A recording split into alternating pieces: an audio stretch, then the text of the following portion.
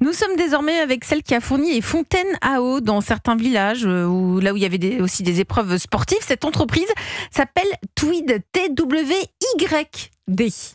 Europe 1, la France bouge. La pépite. Entreprise lyonnaise avec vous, Diane Roubert. Vous avez fondé Tweed il y a très peu de temps, c'était à peine en 2021. Ouais, exactement. Et vous vous retrouvez comme ça propulsé au JO. Ouais. Allez, vous allez pitcher Tweed en 1 minute et puis ensuite on se retrouve. Vous allez nous dire comment ça s'est passé. Surtout, aujourd'hui, y a-t-il eu un avant et un après JO? Mais on vous écoute d'abord. Tweed, c'est quoi? Alors, Tweed, déjà, c'est l'acronyme de The Way You Drink. C'est une entreprise que j'ai fondée avec l'ambition vraiment de promouvoir la gourde dans le quotidien des Français. Aujourd'hui, alors on n'a vraiment pas du tout inventé la fontaine à eau. Il y a plein de choses qui existaient, mais il y a encore énormément de fontaines aujourd'hui qui permettent de remplir des petits gobelets en plastique, qui sont pas calibrés pour des gourdes, qui sont pas calibrés en termes de robustesse, etc., pour être installés dans des lieux publics. En fait, la fontaine à eau était un peu pensée pour équiper la salle d'attente de votre dentiste, mais pas vraiment un stade, d'autres types d'un palais des sports, etc. Donc nous, on a repensé avec un design complètement différent les fontaines à eau, et c'est ce qui fait qu'aujourd'hui, en fait, on a été retenu parce qu'on a équipé par exemple le village olympique. Ils nous ont choisi parce qu'on a des fontaines qui sont personnalisables, qui sont hyper adaptées au remplissage des gourdes, qui sont très adaptables et qui sont hyper robustes. On a équipé des sites comme par exemple la porte de Versailles qui a, je crois, hébergé le badminton, le ping-pong, le volley, il me semble. Villepinte, on a équipé aussi des sites comme typiquement le Palais des Sports de Nanterre qui hébergeait des équipes qui recevaient des fédérations. Et donc aujourd'hui, typiquement, un exemple très concret, le Palais des Sports de Nanterre, on les a équipés grâce à Paris 2024 et aujourd'hui on est en train d'équiper l'intégralité des lieux sportifs de Nanterre. Donc voilà, en termes de le rebond. Il y a eu un rebond. Merci pour votre pitch, Diane Roubert, fondatrice de Tweed. Moi, j'admire aussi beaucoup votre parcours parce que vous êtes la preuve vivante qu'on peut rebondir, que l'on peut se relancer dans un projet entrepreneurial où, vous l'avez dit, vous n'avez rien inventé, la fontaine à eau existe depuis toujours. Mais vous avez fait une école de commerce, vous avez travaillé dans des grosses entreprises comme Bouygues ou encore BNP, et vous avez monté une première entreprise que vous avez fermée. En gros, c'est ça l'histoire avant. Ouais, exactement, qui s'appelait Positive Nudge, absolument. Voilà. Donc, il y a eu vous avez avancé, vous avez échoué, vous avez même fait un burn-out. Ouais. Et qu'est-ce qui a fait que vous êtes lancé sur ce concept de fontaine à eau et comment vous arrivez à Paris 2024? Moi, je trouve ça extraordinaire. C'est beau, ça. Alors, ce qui fait déjà que j'ai rebondi sur déjà, donc, comme vous l'avez dit, j'avais déjà monté une première boîte en 2014, qui était plutôt une boîte de conseil, et donc elle s'appelait Positive Nudge. Et donc, pour ceux qui ont déjà entendu ce mot de nudge, vous allez comprendre, ça a été un peu fondateur par rapport à ce que j'ai créé ensuite avec Tweed. Le nudge, c'est un peu le design au service du changement de comportement. C'est une méthode. Je passe les détails. Quand en 2018 je fais un burn-out, comme pas mal de gens dans ces cas-là, on appuie un peu sur reset, on se pose les questions de c'est quoi qui est vraiment important, etc. pour moi. Et moi, à ce moment-là, j'ai une prise de conscience, peut-être un peu sur le tard par rapport à d'autres, sur tous les enjeux écologiques qui nous entourent. Et je me dis, en fait, si je repars sur une nouvelle carrière, il faut que ce soit une carrière qui ait du sens, il faut que ce soit une carrière où vraiment je contribue à faire en sorte que quelque chose se passe, quoi. Et j'avais cette énergie, c'est l'impression que j'étais capable d'être hyper créative, de faire quelque chose de chouette. Et en fait, c'est marrant, j'ai rejoint un parcours entrepreneurial qui s'appelle Ticket for Change, pour ceux qui connaissent, qui est extraordinaire. Et un des tout premiers trucs, le premier jour, on nous dit, pour être un bon entrepreneur du changement, il faut qu'il y ait un sujet qui t'énerve. Si t'as vraiment un truc qui t'énerve, qui te prend au trip, tu vas être bon. Et moi, le truc qui m'énerve... C'est pas mal de prendre ça par ce biais-là. Mais parce que l'entrepreneuriat... Je vais en créer des startups. Viens, ouais, moi aussi, j'en vois. On se fait un brainstorm après, Benjamin. Il y en a des choses qui nous énervent. On va écouter Jim sur le sujet après, mais je pense que pareil, c'est tellement de boulot, en fait, de monter une boîte, et surtout une boîte industrielle, etc. Et c'est quoi qui vous énerve le plus? Mais moi, ce qui m'énerve, c'est les bouteilles d'eau en plastique. Ce truc m'énerve parce qu'on en consomme 10 milliards en France chaque année. On sait que c'est une calamité pour l'environnement. Maintenant, on sait que c'est une calamité pour la santé. Enfin, il y a vraiment ce truc. Donc, il faut que ce soit un objet ou quelque chose qui vous énerve. Moi, si je vous dis c'est les incivilités, je vais rien changer. Ah oui. Il faut être créatif, on sait jamais. Non, mais je vais réfléchir alors. Mais sur la bouteille en plastique, voilà, pour moi, c'est vraiment un petit geste. Finalement, sortir la bouteille en plastique du quotidien des Français, en vrai, ça va pas changer grand-chose. Mais pour l'environnement, c'est colossal. Bien sûr. 10 milliards de bouteilles de plastique en moins chaque année en France, en fait, c'est colossal. Donc ce sujet m'énervait. Je me dis, en fait, on fait partie des pays qui ont l'eau du robinet la plus propre à la consommation, hyper contrôlée, etc. pourquoi on est des surconsommateurs à ce point, on est dans le top 5 des plus gros consommateurs mondiaux de bouteilles en plastique. Donc ce truc m'énerve, et puis voilà, donc avec l'impulsion de Ticket for Change à l'époque, je me penche sur le sujet, je me rends compte qu'en effet, il va y avoir un sujet avec la loi AGEC, une obligation d'équiper les établissements recevant du public de fontaines à eau, et qu'en France, on n'a rien qui est vraiment adapté, on est très en retard, très en retard à l'époque, donc je parle en 2020, très en retard sur le sujet. Il y a énormément de choses à faire. C'est vrai qu'il n'y a pas la salle d'attente, à l'époque, on n'en voyait nulle part. Non, c'est des fontaines en plastique, il y a encore beaucoup les bonbonnes. Et vous avez designé, vous êtes allé faire Exactement. Quoi ouais. Exactement. L'histoire, elle commence au tout démarrage avec une école d'ingé. Moi, j'étais mentor pour leur programme d'accélération start-up à l'INSA, c'est une école à Lyon. Et donc, je fréquentais ces jeunes ingés qui étaient tous en génie mécanique. Et du coup, je leur ai passé un coup de fil, je leur ai dit, écoutez, voilà, j'ai une idée de fontaine à eau, ça vous paraît compliqué, c'est quoi une fontaine à eau? Et bref, ils m'ont dit, viens nous voir au bureau de la JE. Et donc, l'histoire commence au bureau de la JE en fin 2020. Le bureau des élèves, quoi. Ouais, la junior entreprise de l'INSA. Exactement. Et donc, on a, un premier petit croquis, on commence à discuter. Et puis, de fil en aiguille, je me dis, tiens, le projet, il est quand même, il y a un truc derrière. Je contacte un designer. La société Twinner, je les salue, avec qui on a bossé depuis sur tous les projets qu'on a fait, qui est une boîte qui est installée pas très loin de chez nous, à Chambéry.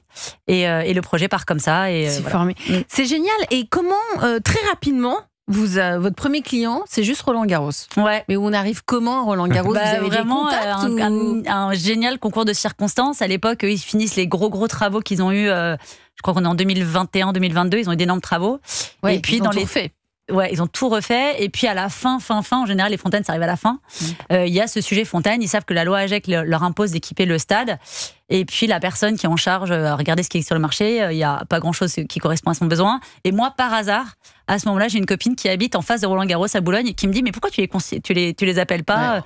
Ils sont en fin de travaux. Et voilà, c'est juste un concours de circonstances. Bon moment, bon endroit. L'entrepreneuriat. Ouais. Le timing. Il faut un peu de chance quand même parfois. Il faut de la chance, mais il faut en parler. Si votre copine, elle ne savait pas que faut aussi dire ce qu'on fait, en parler. Exactement. Quand on cherche le client, il faut le faire savoir aussi quand on est entrepreneur. Et il y a un appel à projet. Alors, c'est pas pour vous, c'était en janvier, Jérôme, pour la Vasque, mais vous, c'est 2 ans avant pour les fontaines à eau. Ce qui est fou quand même. Ils pensent aux fontaines à eau 2 ans avant, mais la Vasque, ils ont eu un éclair. La Vasque, c'était 1 an et demi, mais on a eu la commande que 6 mois avant. 2 ans avant, un appel à projet dans la perspective de Paris 2024. Vous êtes dedans. Oui, pour les fontaines. Oui et non. En fait, là on me contacte en me disant des personnes qui travaillent sur plutôt la partie zéro déchet, parce qu'il y a quand même une grosse ambition zéro déchet sur Paris 2024, et qui disent voilà, on est en train de faire un benchmark sur ce qu'on va pouvoir faire sur les fontaines à eau, etc. La vérité, je le dis, c'est que Coca-Cola étant le gros sponsor des Jeux, il y a un moment où ils ont quand même énormément verrouillé tout ce qui était distribution de boissons, même eau y compris. Ah bon? Donc le gros appel à projet fontaine à eau finalement n'a pas eu lieu. Le gros appel d'offres. C'est fou. Ouais, c'est assez fou. C'est assez fou, mais c'est comme ça. Et donc, on a eu en fait des opportunités que nous, on est allé un petit peu solliciter, mais qui n'ont pas été pilotées, on va dire, par un organe de Paris 2024.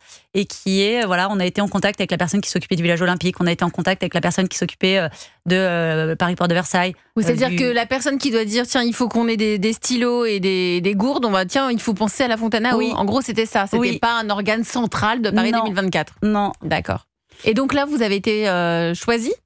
Et donc donc on a travaillé avec une dizaine de sites, et ça allait, en fait, c'était assez large, parce que ça allait, je vous dis, du Palais des Sports au village olympique, à certains sites olympiques, mais aussi on a équipé typiquement, je sais pas s'il faut que je les cite, vous me direz pas, mais une enseigne de supermarchés qui voulaient mettre des fontaines à disposition pendant les Jeux sur leur site parisien. Évidemment, pour tous les visiteurs. Exactement. Donc, superbe été 2024 pour cette jeune start-up qui est Tweed. Aujourd'hui, qu'en reste-t-il? Alors, c'est comme pour la Vasque, etc. En termes de notoriété, de visibilité, c'est hyper bénéfique. Mais en termes de business, c'est ce que je vous disais tout à l'heure, par exemple, la ville de Nanterre aujourd'hui qui fait appel à nous pour équiper l'intégralité de ses sites sportifs, parce qu'on a équipé le Palais des Sports à l'époque. Donc on continue à avoir, même un an après, des commandes qui tombent parce qu'en fait on s'est fait connaître via Paris 2024. Après, on a eu aussi, moi, ce que j'ai trouvé hyper sympa, ce qu'ils ont appelé Old is the New Gold. En fait, ils ont organisé une espèce de braderie géante de tout ce qui avait servi pour les Jeux. Et c'était où ça? Dans Paris? Dans Paris, ouais. Okay. Et en fait, ils ont vendu, les uniformes des hôtesses, les oriflammes. Il y a eu une énorme braderie. Et donc, nous, on s'est un petit peu inséré là-dedans. Et on a eu, en fait, pas mal de fontaines qui étaient, du coup, des fontaines de seconde main, puisque, évidemment, c'est un événement éphémère. Donc, c'est des fontaines qu'on a installées pendant 2-3 mois sur les différents sites, qui ont pu être installées, qu'on a revendues, mais du coup, à un prix moindre.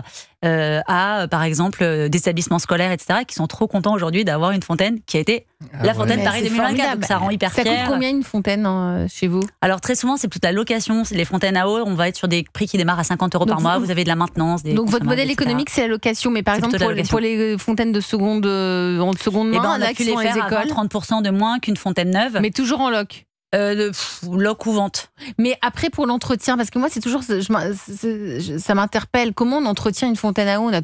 On craint qu'il y ait des bactéries, que ce soit pas bien entretenu. Enfin, alors en fait c'est un terme barbare. On fait une sanitation. Donc en fait nous on a des équipes qui vont sur place. Mais vous l'avez appris tout ça? Ouais. Mais comment? Eh ben sur le tas. Sur le tas. Ouais. Donc vous avez des équipes? J'ai des équipes aujourd'hui. Je pense que, pour moi, une des qualités pour être entrepreneur, il faut être hyper curieux.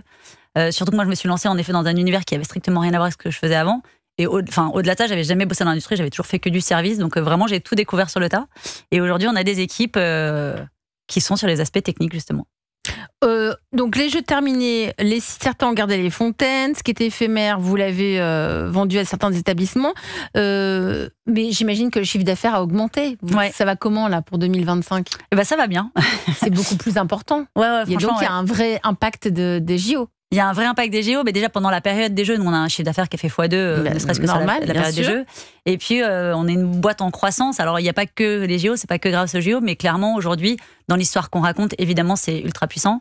Et ça a permis, je vous dis, sur certains sites, de faire un peu effet boule de neige parce qu'on nous a vus, du coup on a fait appel à nous. Vous êtes tout est fabriqué en France. Oui. Ça aussi c'est important. C'est indiqué, c'est dans votre. Ça fait partie de la fontaine, j'imagine. Ouais. Tout est fabriqué en France. Vous avez un atelier, une usine. Comment vous avez un processus industriel qui est en cours? Ouais, alors c'est pas nos usines. Pas encore. Évidemment, pas encore.